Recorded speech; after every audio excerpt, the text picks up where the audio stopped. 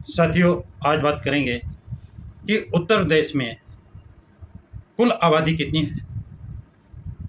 कहते हैं 25,70,54,568 2024 में उत्तर प्रदेश की आबादी बताई जाती है, जिसमें 22.5% SC/ST है। अगर 22.5% SC/ST निकालें तो 5,78,37,278 उत्तर प्रदेश में SC/ST की आबादी है, जिसमें जो आंकड़े प्राप्त हुए हैं उसके अनुसार धानुक जाति 1.57% है और ये 25 करोड़ में 9,08,045 इनकी आबादी है। खटीक ऐसी आबादी में 2.25% है, इनकी आबादी 13,01,338 है। वाल्मीकि की आबादी 3.19% है और इनकी आबादी 18,45,009 है। कोरी इनका परसेंटेज है 5.55% और इनकी आबादी है 32,09,968। धोबी बिरादरी इनका परसेंट है 5.88% और इनकी आबादी है 34,851। पारसी बिरादरी 15.77%, इनकी आबादी है 91,20,918। अब बात करते हैं चमार हैं 56%, इनकी आबादी है 3,23,88,875। अन्य जो और छोटी छोटी जातियां हैं जिनकी जनसंख्या बहुत कम है, उनका औसत अगर जोड़ा जाए तो 10% और 10% ये होते हैं 57,83,727। अब प्रोफेसर विवेक कुमार जो जनेऊ में प्रोफेसर हैं, वो कहते हैं कि SC शब्द, शेड्यूल कास्ट शब्द सबसे पहले बार 1935 में प्रयोग किया गया और उत्तर प्रदेश में शेड्यूल कास्ट की कुल 66 जातियां हैं।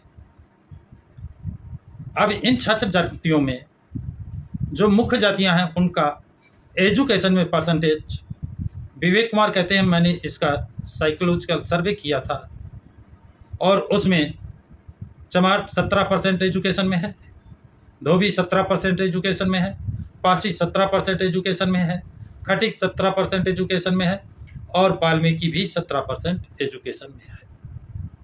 यानी ये जो मेन जातियां हैं उनका शिक्षा में 17% है और इसी तरह इनका रेशियो सर्विस में है।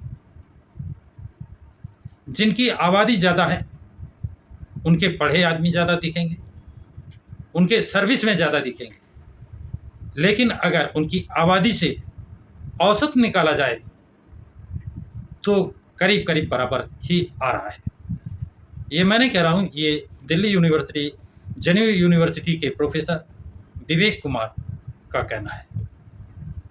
तो साथियों, ये जो एक भ्रम फैलाया गया है कि एक जाति विशेष सभी का आरक्षण खा गए, दूसरे खाली रह गए, तो सरकार को चाहिए था जातिगत जनगणना कराए और हर जाति का कितने परसेंट एजुकेशन है और कितने परसेंट वो सर्विस में है, आंकड़े सामने आए, स्थिति अपने आप स्पष्ट हो जाएगी। अब किसी ने एजुकेशन की तरफ ध्यान दिया और कोई अपने पुराने धंधे में ही लगा हुआ है, उसी में मस्त है, तो वो तो पिछड़ेगा। अब ये जो इस समय सरकारी नौकरियां निकलती हैं, आरक्षण उसमें मिलता है और वहाँ पर एक नॉट फाउंड सुटेबल, पहले लिखते थे नॉट अवेलेबल, अब जब उस पर ऑब्जेक्शन हुआ, बैकलॉग में डाला जाए तो लिखते हैं नॉट फाउंड सुटेबल। इसके योग्य नहीं पाए गए। अब सरकार ने कक्षा 8 तक ये कर दिया है कि बच्चे फेल ना किए जाएं, तो हाई स्कूल वो पास नहीं होगा क्योंकि उसकी पढ़ने की इच्छा नहीं होगी। तो हाई स्कूल पास नहीं होगा तो वो नॉट फॉर सुटेबल, वो सारे पोस्ट नॉट फॉर सुटेबल में चले जाएंगे और उनकी जो खाली पद हैं वो किससे के द्वारा भर लिए जाएंगे, ये कहने की जरूरत नहीं है, आप समझ रहे हैं किसके द्वारा भरे जाएंगे।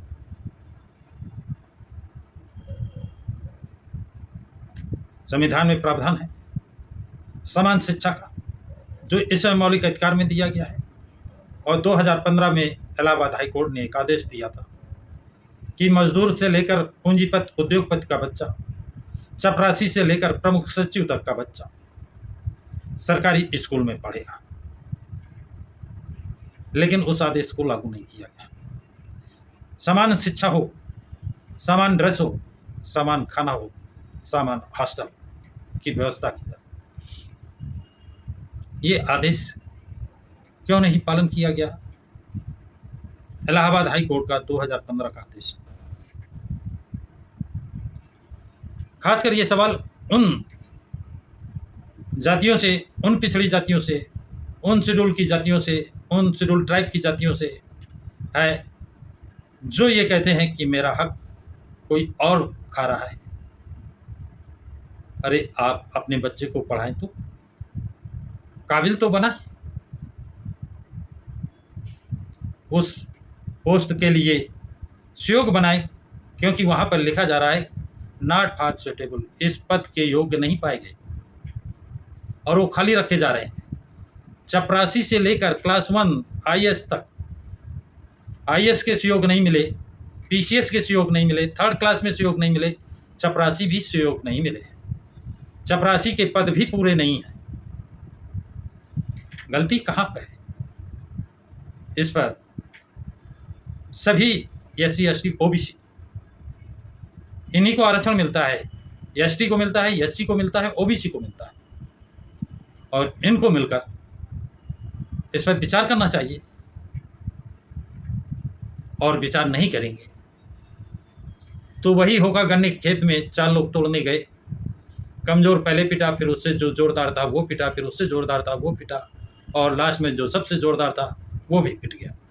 यानी 4 थे, चारों मार खाए, क्योंकि चारों को पहले कि भाई ये जा सकते थे, तुम क्यों गए? तो ये चाल है, इस चाल को समझने का प्रयास करें। तो साथियों, ये जानकारी आप लोगों को कैसी लगी? कमेंट्स बॉक्स में कमेंट्स जरूर लिखें, तथा इस वीडियो को लाइक और शेयर करें, तथा प्रकाश के राज चैनल को सब्सक्राइब करें।